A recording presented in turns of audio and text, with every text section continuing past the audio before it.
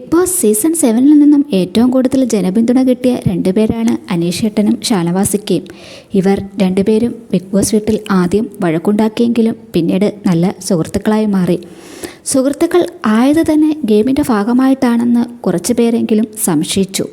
പിന്നെ നമ്മൾക്ക് മനസ്സിലായി ഇരുവരും കാണിക്കുന്ന സ്നേഹം അത് ഗെയിമിൻ്റെ ഭാഗമായിട്ടല്ല, ശരിക്കും നല്ല സുഹൃത്തുക്കളാണെന്ന്. വീടിന് പുറത്തിറങ്ങിയിട്ടും സൗഹൃദം മുന്നോട്ട് കൊണ്ടുപോകുകയാണ് ഇരുവരും.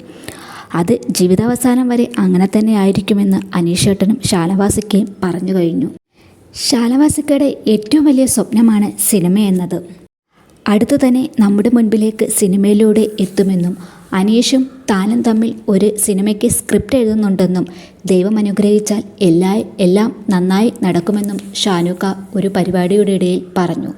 അനീഷേട്ടനും ഷാനവാസിക്കയും തമ്മിലുള്ള സിനിമ കാണാൻ കാത്തിരിക്കുകയാണ് ആരാധകർ.